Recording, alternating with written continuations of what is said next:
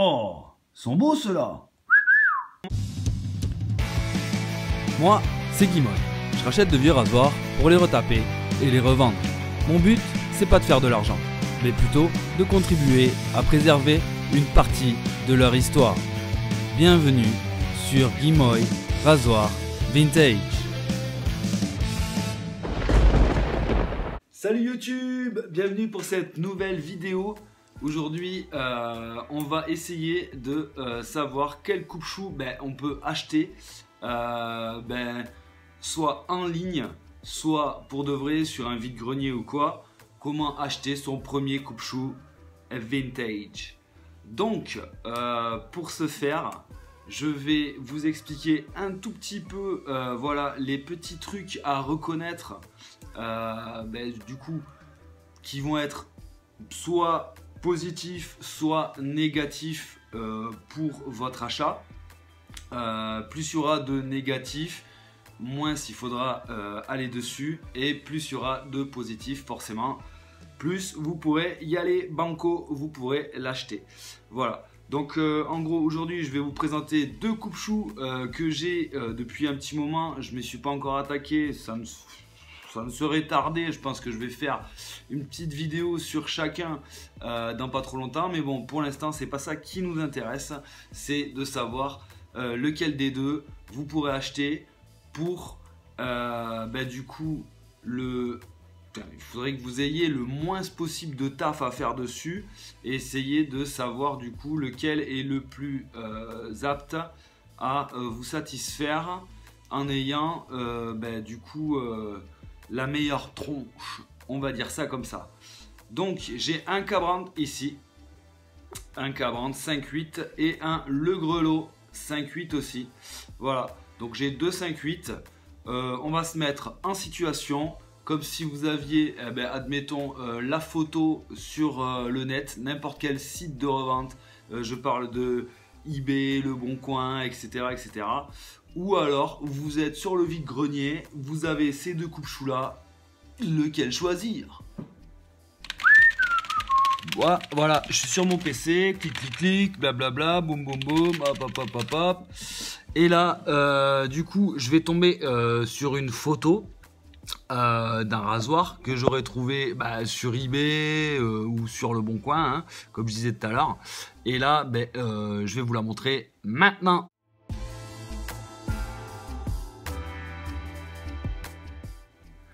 Et donc du coup cette photo, donc je vous en ai mis deux, je vous ai mis le K-Brand et le Grelot. Maintenant on va essayer de du coup de voir les anomalies de ces photos. Voilà, donc je vous retrouve tout de suite. Donc voilà, je vais essayer de rester à gauche de l'écran et du coup je vais vous faire apparaître la petite photo ici, voilà. Et donc on va analyser un petit peu cette photo. Donc en gros le K-Brand, on peut voir qu'au niveau de la lame déjà il a un galbe qui est quand même pas trop dégueu. Il a quelques petits plats au niveau du dos. Les plats au niveau du dos, ça veut dire qu'il a quand même été relativement pas mal été affûté, affilé, et donc ça lui réduit un petit peu on va dire le dos, et donc du coup ça lui donne un angle de coupe un petit peu plus aigu, mais c'est pas violent. Après il est quand même relativement pas mal rouillé et abîmé. Le K-Brand on le voit encore quand même pas mal, c'est assez joli, et il a l'air de bien s'ouvrir et de bien se fermer. Enfin ça on peut pas vraiment le savoir. La chasse elle est encore en bon état, le crochet ça va, on voit bien marqué K-Brand, et de l'autre côté on voit rien parce que la plupart du temps les mecs ils mettent qu'une photo voire deux photos. Donc ça, voilà, c'est un peu le danger d'acheter en ligne. Maintenant, passons à la seconde photo. Voilà. Donc c'est le Grelot. Donc le Grelot, qu'est-ce qu'on peut constater dessus? Donc au niveau des plats du dos, on voit qu'il a été vachement moins usé que le K-Brand. Par contre, au niveau du galbe de la lame, on voit bien qu'il a un putain de galbe, voilà, qui va être très très difficile à récupérer. Il va falloir des heures à la pierre pour récupérer ce galbe. Après, point positif, il est moins rouillé que le Cabrant. Et du coup, l'achat c'est en aussi bon état que le Cabrant. Après, ouverture, fermeture, on ne peut pas savoir ce qui va se passer dessus. Voilà, moi à choisir, je prendrai le Cabrant en ligne. Voilà, je ne prendrai pas le grelot parce que du coup vous aurez plus de facilité à enlever la rouille de la lame, d'accord, que de récupérer le galbe qu'il y a là au niveau de la lame le grelot, parce que bon, en termes de temps, je parle donc déjà en niveau matos, ça, vous prenez une petite pâte Puma à 8 €, une pâte de polissage Puma, alors je sais plus quel coloris c'est, mais bon, enfin bon, bref, je crois que le tube est gris, je sais plus. Vous prenez une petite pâte de polissage avec un chiffon microfibre ou un chiffon doux, bref, et vous le passez gentiment pendant, je sais pas moi, peut-être une petite demi-heure quoi, et vous allez récupérer le brillant de votre truc.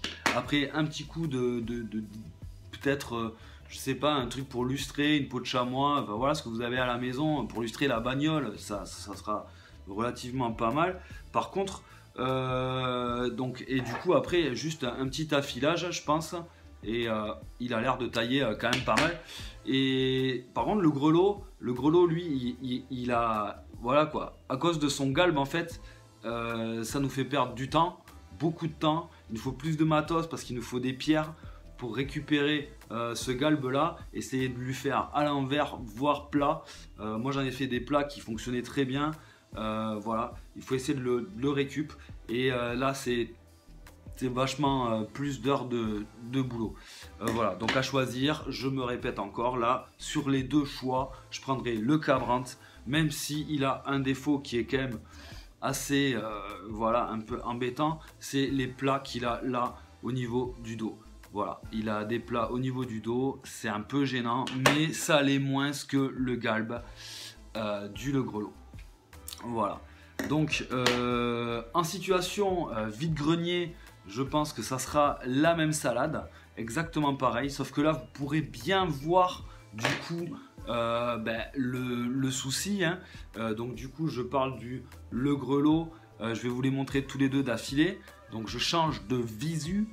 Donc voilà le grelot, donc en le posant à plat sur un coin de table, vous pouvez voir le galbe de dingue qui a rattrapé. Il est absolument pas droit, et du coup il y a des heures de taf, vraiment beaucoup. Là on va passer au Cabrant. Donc le Cabrant lui est quand même, voilà, il y a moins d'heures de taf, il a le galbe à l'envers, et du coup c'est tout à fait correct pour un affûtage. Voilà, donc conclusion, moi je prendrai plus du coup, vous l'aurez compris, le Cabrant ou le grelot. Voilà, je vous ai expliqué pourquoi. Donc aujourd'hui j'ai pas mis ma petite veste avec le logo Guimoy, parce que du coup j'ai oublié de la mettre, mais bon c'est pas grave. Je vous rappelle que vous pouvez me suivre sur Instagram, sur Facebook et bien entendu sur ma chaîne YouTube. Sur ce, j'espère que cette vidéo vous aura aidé. J'espère que vous l'aurez trouvée intéressante. N'oubliez pas de vous abonner, de mettre des petits pouces en l'air, de faire sonner la cloche de notif. Voilà. Je vous retrouve pour une prochaine vidéo. Je ne sais pas ce que ça sera la surprise. En attendant, n'oubliez pas de rester toujours bien affûté. Je vous laisse. Ciao ciao.